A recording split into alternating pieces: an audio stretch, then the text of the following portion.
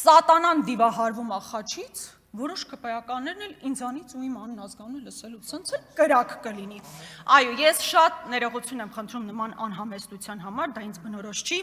բայց դա ձեր վարքագծի ուղիղ իմ արձագանքն է։ Բայց ես ուզում եմ ասել, որ ես երբեք չեմ ներքաշվելու այդ էժան խոսույթի մեջ։ Դուք քո երեխա չեք,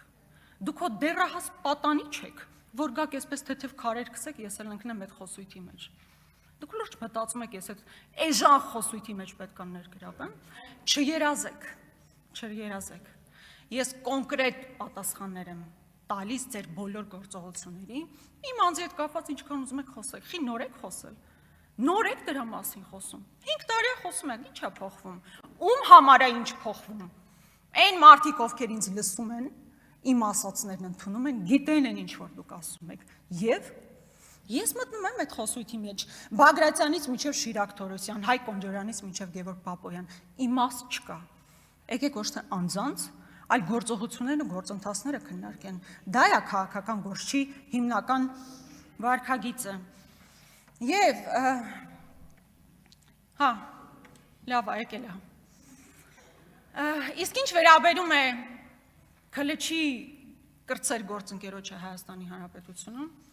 եթե ստատիստիկա հանենք, թե իր բոլոր ելույթների քանի տոկոսում է, որ ինձ ընդհանրապես չի անդրադառնում, մտահոգիչ կլինի, լավ սենց բան կլինի, ես ժամանակին առաջարկում էի հոգեբան, այս տեմպերով հոգեբուժն էլ նրան չի փրկի, բայց լավ կլինի, պարոն Ռուբինյան, Հաննա Արդարության, այստեղ գալուց ամեն անգամ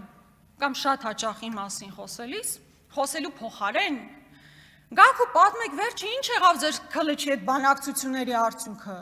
լավ պայմանավորվել եք, որ սահման պետքա բացեք երրորդ երկրների ներկայացուցիչների համար, դիվանագիտական անձնակիր ունեցող մարդկանց համար, ինչ եղավ, դուք դրանից խոսեք,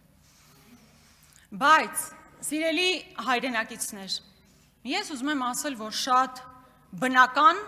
և հասկանալի է այն աժոտաժը և ագրեսիան, որ կա այսօր քաղաքական մեծամասնության մոտ։ Ի վերջո գալիք ընտրություններ են սպասվում,